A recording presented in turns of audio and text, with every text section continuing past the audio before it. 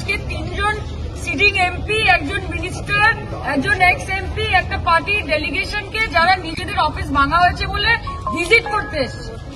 একটা 5-6 জনের ডেলিগেশন তাদের পার্টি অফিস ভাঙা হয়েছে বলে আপনাদের পশ্চিমবঙ্গে তো আপনারা 365 দিন ডেলিগেশন পাঠাচ্ছেন। আপনাদের ক্যাবিনেট মিনিস্টার থেকে শুরু করে ইউনিয়ন মিনিস্টার থেকে শুরু করে আপনাদের এমপি এমএলএ কেউ বাদ নেই এবং গভর্নমেন্ট প্রতিনিয়ত তারা যাচ্ছে, গভর্নমেন্ট থেকে তাদেরকে প্রোটোকল দেওয়া হচ্ছে, প্রোটেকশন দেওয়া হচ্ছে। আপনাদের এত কিসের ভয়? আমরা এখানে কি আজ ইলেকশনের জন্য এসেছি না কিসের জন্য এসেছি যে এখানে একটা 6 জনের একটা ডেলিগেশনকে আপনারা পার্টি অফিস অব্দি যেতে দিতে পারছেন না, যে আপনারা ফোন করে করে সব ড্রাইভারদেরকে হুমকি দিচ্ছেন? এত ভয়? এটা থেকেই বোঝা যায় যে মমতা বন্দ্যোপাধ্যায় কত বড় লিডার, তার প্রভাব এবং প্রতাপ কতটা, এবং গণতন্ত্র পশ্চিমবঙ্গে কতটা।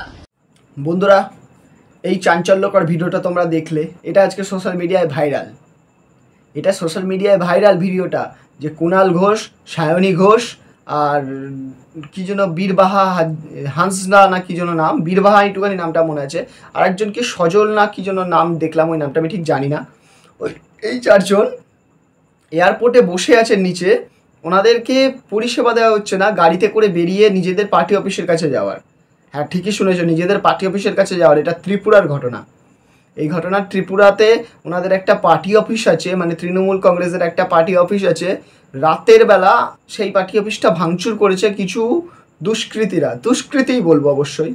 তো সেখানে পুলিশও মোতায়েব ছিল অনেকের কাছে আমি শুনলাম, আমি নিজে দেখিনি অবশ্য। হ্যাঁ, আমি ভিডিওর একটা ফটোতে দেখেছি যে ভাঙচুর করছে। হ্যাঁ, তাদের হাতে কিছু একটা ফ্ল্যাগও ছিল, এটাও দেখা গেছে। কিন্তু এমন না যে কিছু ছিল, তাদের হাতে ফ্ল্যাগও ছিল অনেক।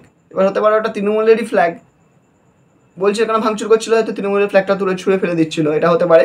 কিন্তু ফ্ল্যাগ ছিল, আমি দেখেছি ফটোতে।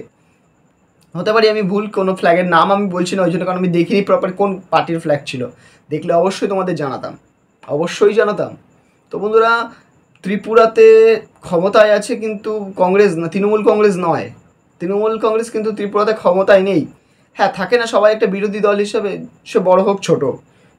সেখানে ত্রিপুরাতে আছে তৃণমূল কংগ্রেসের ওইরকমই একটা পার্টি অফিস, যেই পার্টি অফিসটা রাতের আধারে ভাঙচুর করা হয়েছে।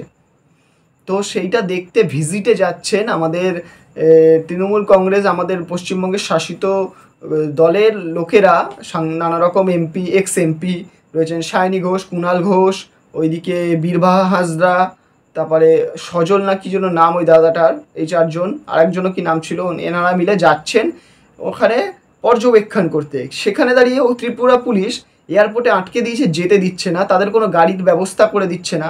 এটা কেন হচ্ছে আমি বুঝতে পারলাম না। তোমরা কি জানো কেন হচ্ছে? তোমরা কি জানো এটা কেন হচ্ছে? আটকে রেখে দেওয়া হয়েছে, ওনারা লিটারেলি রাস্তায় বসেছে, মানে এয়ারপোর্টের ফ্লোরিংয়ে বসে আছে। ওনাদের একটাই দাবি, আমরা দেখতে এসেছি, পর্যবেক্ষণ করতে এসেছি, আমাদের কেন যেতে দেওয়া হচ্ছে না, এটাই দাবি। হ্যাঁ, এটা বলতে পারো বন্ধুরা, সত্যি যেতে দেওয়া কেন হচ্ছে না আমারও প্রশ্ন। এটা কেন যেতে দেওয়া হচ্ছে না, আমি অতটা জানি না কেসটা কি হয়েছে। শুধু ভাঙচুর হয়েছে, তার পরিপ্রেক্ষিতে ওনারা এসছেন, সেটার যেতে দেওয়া হচ্ছে না। ওনাদের নাকি গাড়িও এসেছিলো, গাড়িতে করে যেতে দেওয়া হয়নি, এই কুণালবাবুই বলছে অন্যান্য ভিডিওতেও। তো কেন হচ্ছে এটা আমারও কিছু একটা খটকা লাগছে। এটা কেন আটকে দেওয়ার মানেটা কি? ওনারা তো জাস্ট দেখতে এসছে কি হয়েছে। ওনারা 4-5 জন মিলে যদি ঝামেলা করারও টেন্ডেন্সি নিয়ে আসে না, কি করে নেবে 5 জন মিলে ঝামেলা করে?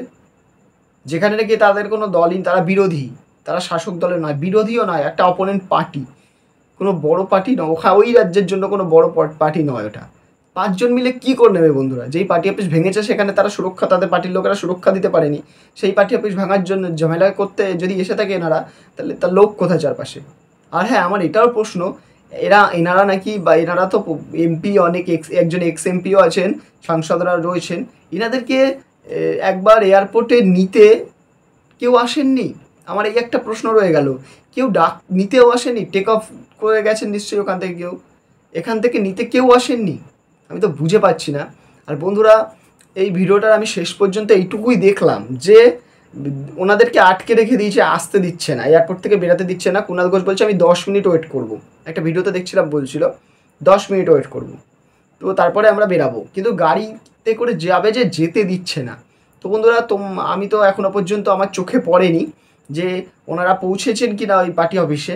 পার্টি অফিসে গিয়ে ওনাদের কী মন্তব্য দেবেন সেটা পৌঁছাতে পেরেছেন নাকি যেতেই দেয়নি সেটা আমার চোখে এখনও পর্যন্ত পড়েনি বন্ধুরা। তো তোমরা যদি দেখে থাকো তোমরা আমাকে জানাতে পারো যে হ্যাঁ দাদা গেছে, দেখতে পেয়েছে।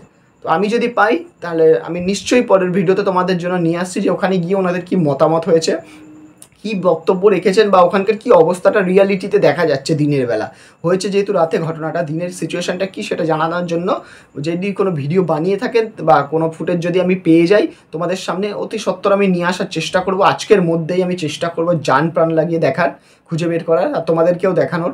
তো দেখা হচ্ছে পরের ভিডিওতে। তোমরা তোমাদের মূল্যবান মতামতটা এখানে জানিয়ে দিয়ে যাও যে এনাদেরকে আটকে রাখার রাইটসটা কে দিয়েছে বা কেন আটকে রাখা হচ্ছে, এর পিছনে কি কোনো কারণ আছে, কোনো ভয় পাচ্ছেন ত্রিপুরা পুলিশরা, হতে পারে বা কোনো কিছু ইস্যু। তো তোমাদের কি মতামত তোমরা জানাও আমাকে কমেন্টে। আর ভিডিওটা যদি ভালো লেগে থাকে একটা লাইক করে দাও। আর হ্যাঁ, এই টাইপের ভিডিওগুলো যদি তুমি আরও দেখতে চাও, তোমরা আরও দেখতে চাও, আপনারা আরও দেখতে চান, তাহলে চ্যানেলটাকে একটু প্লিজ সাবস্ক্রাইব করে দিন।